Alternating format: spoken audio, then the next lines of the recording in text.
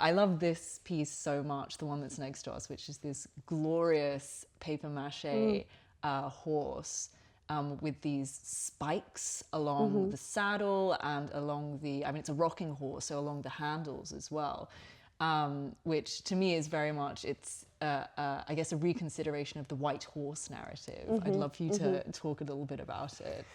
Yeah, so this is my wonky horse. It's like probably the most the most ugly rocking horse ever to be seen.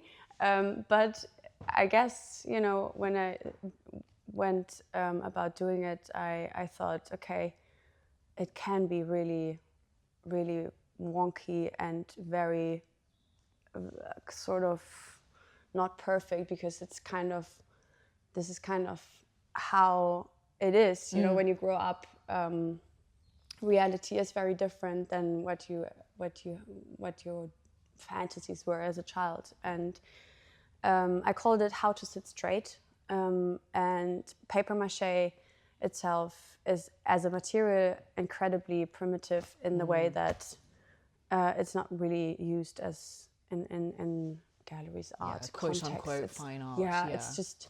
No, it's just paper mache, and it's very cheap, and it's childish as well. Childish. I think some of the first art projects I did as a child were with paper Me mache. too, for sure. exactly. And and the rocking horse is, as you can see, has like this saddle with thorns, and I mean, this is like a rich thread of symbolism that I have put throughout the show, which is something I quite like, because the thorns is something plants have to protect themselves from, you know, from people ripping them, and it's a defense mechanism, essentially. So in a way, having them around the children is also kind of protecting, or maybe also protecting the ideas and the fantasies, the dreams you have as a child, and this world, which I think is something that I'm also really trying to hold on to sometimes.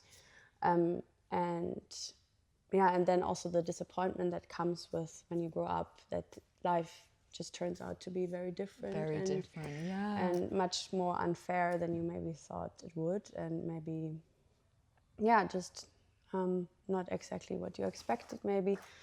And here, you know, it's just pretty much the horse turned pretty much into like a little hostile toy where the prince should not sit on, or anyone for that matter. And also on the handle there's like stitching needles, so it's quite defensive as well, like maybe also trying to keep that fantasy together, or also like at the same time, because it's an adult size rocking horse, it's a bit of like a warning sign to like your inner child, like it's like this is what you get, unfortunately. Yeah. And then if you look closely, you know, there's also like a lot of the newspapers is not covered, and there's like pieces of newspaper from the Epstein files. Yeah, I mean, it's odd how accidentally, or maybe it's not odd at all, how topical this entire show is. Because firstly, we're on a bed, and Tracy Emin has just opened at the Tate,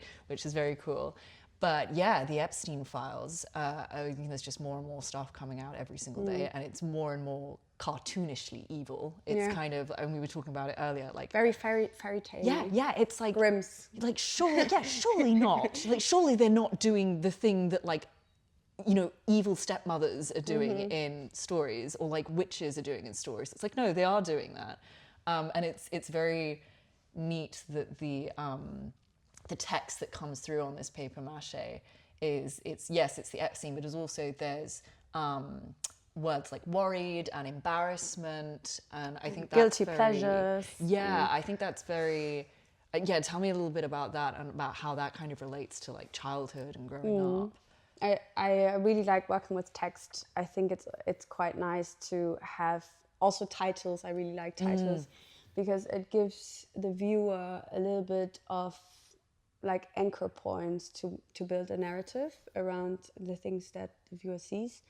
And it's a bit like a puzzle, you know, you can like take different words and then you build your own narrative. But obviously when I did the show, the whole news was filled with Epstein, and it was perfect. I was like, okay, this is meant to be. It's just like things like line up. Yeah, it just lines up so perfectly. And yeah, you know, it's also, the show is also about like a lot about childhood and growing up as a girl, and consent, and like how also the thorns like protecting these girls in a way, which and that like the anger and the rage is something that I really feel with this Epstein cases, where absolutely. like there's no consequences. And people and it's are just still like redacted. The world is just so unfair. Yeah.